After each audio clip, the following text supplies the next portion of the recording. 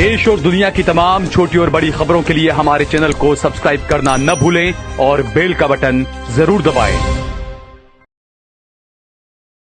नमस्कार दोस्तों, स्वागत है आपका देश लाइव में और आपके साथ हमेशा की तरह मैं हूं आशिमा त्यागी। दोस्तों, एक बार फिर महत्वपूर्ण मुद्दे पर आपसे संवाद साधने के लिए मैं हाजिर हूं और उत्तराखंड की ही बात होगी। उत्तराखंड का कोटद्वार कोई युद्ध क्षेत्र नहीं है, ये एक शांत शहर है जहां आम लोग अपनी रोजमर्रा की जिंदगी जीते हैं दोस्तों। लेकिन हाल ही के दिनों में यही शहर एक ऐसे सच का गवाह बना जिसने देश के कानून, राजनीति और नैतिकता तीनों को कटघरे में लाकर खड़ा कर दिया है। यहां एक मुस्लिम बुजुर्ग को उन्मादी भीड़ से बचाने वाला युवक अपराधी बना दिया गया है और भीड़ की पहचान अज्ञात लिखकर ढक दी गई है। ये कहानी सिर्फ एक एफआईआर की नहीं है, बल्कि उस व्यवस्था की है दोस्तों, जहां ताकत के आगे इंसानियत हारती दिखती है। तो आज हम इसी पर चर्चा करेंगे। चर्चा में मैं आगे बढ़ूं उससे पहले आप लोगों से अपील, इंसाफ की आवाज को बुलंद करने के लिए और सच्ची पत्रकारिता के लिए हमारा यानी देश लाइव का सहयोग करें। साथ ही डिस्क्रिप्शन में दिए गए लिंक को ओपन कर ज्वाइन बटन दबाकर आप हमसे यानी देश लाइव से सीधा जुड़ सकते हैं दोस्तों। तो दोस्तों, वापस आज की चर्चा पर लौटते हैं और सबसे पहले घटना क्या है वो मैं आपको एक बार फिर से बताती हूँ। हालांकि मैंने अपने प्रीवियस वीडियो में आपको बताया था घटना क्या है, लेकिन एक बार फिर कोटद्वार में एक मुस्लिम बुजुर्ग को कुछ लोग घेर लेते हैं। आरोप, धमकी और डर, सब कुछ खुली सड़क पर। और उसी दौरान दीपक कुमार उर्फ मोहम्मद दीपक बीच में आता है और बुजुर्ग को उस भीड़ से निकालकर सुरक्षित करता है। ये वही काम है दोस्तों जिसे संविधान नागरिक कर्तव्य कहता है। लेकिन इस घटना के बाद जो हुआ उसने पूरे मामले को की जो दिशा है वो ही पलट दी। एफआईआर का उल्टा सच आप देखिए। पुलिस की एफआईआर में भीड़ के खिलाफ नाम नहीं है, उन्हें अज्ञात बताया गया।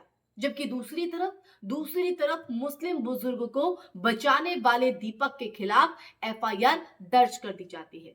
सवाल उठता है अगर घटनास्थल पर लोग मौजूद थे, वीडियो बने, स्थानीय लोग पहचान बता रहे हैं, तो फिर अज्ञात कौन है? क्या पहचान तभी साफ होती है जब सामने वाला कमजोर हो? आप ही बताइए। क्यों? ये सवाल हम आखिर क्यों करने पर मजबूर हैं और बार बार ये सवाल खड़े क्यों होते हैं?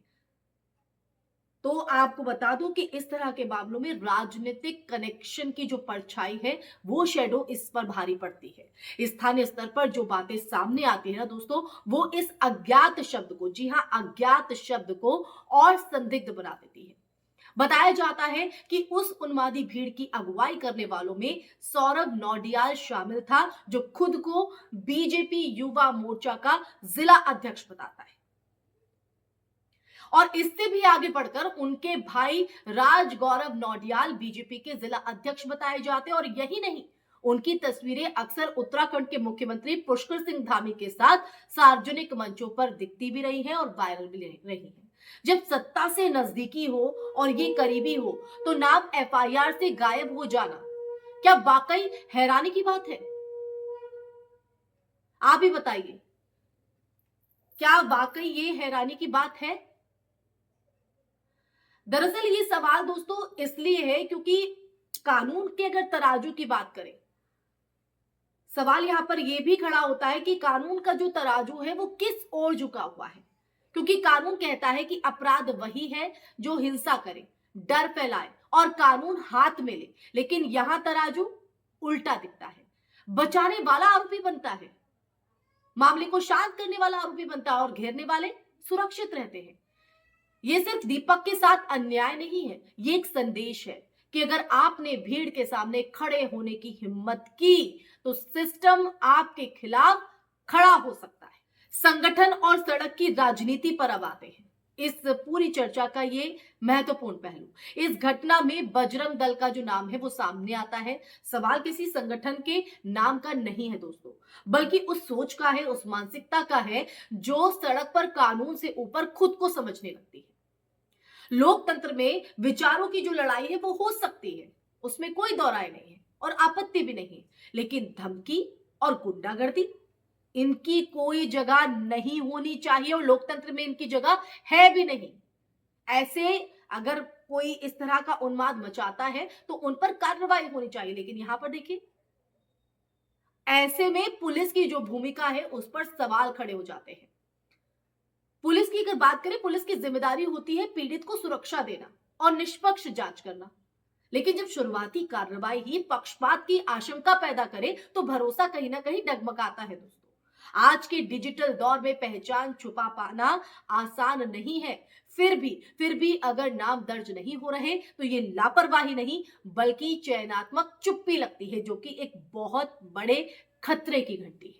अब देखिए, डर का सामाजिक असर, ऐसे मामलों का जो असर है वो सिर्फ एक शहर तक सीमित नहीं रहता है, मतलब लिमिटेड नहीं रहता है, ये पूरे समाज को डरा देता है। अगली बार कोई दीपक किसी बुजुर्ग को बचाने से पहले यही सोचेगा कि कहीं मैं ही आरोपी ना बना दिया जाऊं। और देखिए, ये जो डर है, ये डर लोकतंत्र को भीतर से खोखला करता है।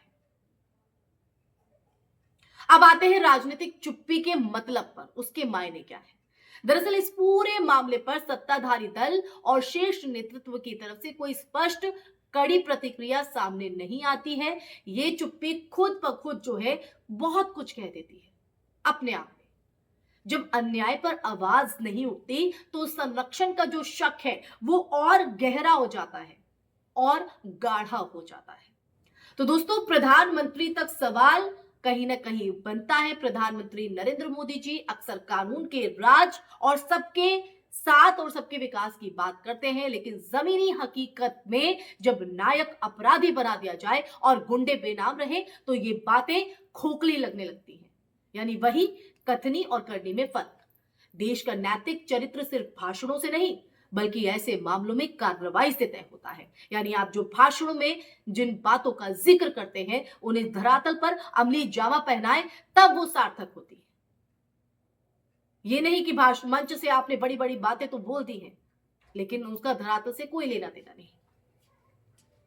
कोर्ट द्वार की ये जो घटना है वो हमें सोचने पर मजबूर करती है दोस्तों कि आज न्याय किसके साथ खड़ा है।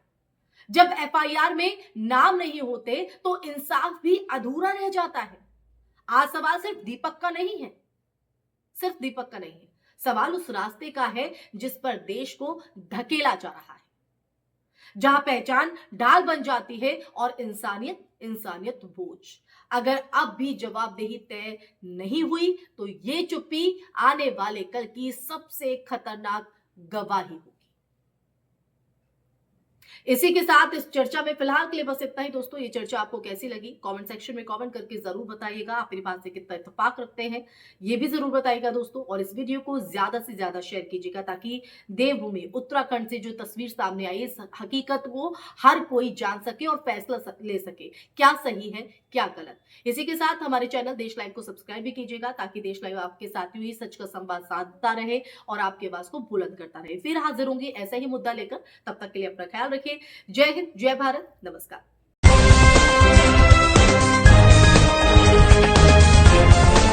देश और दुनिया की तमाम छोटी और बड़ी खबरों के लिए हमारे चैनल को सब्सक्राइब करना न भूलें और बेल का बटन जरूर दबाएं।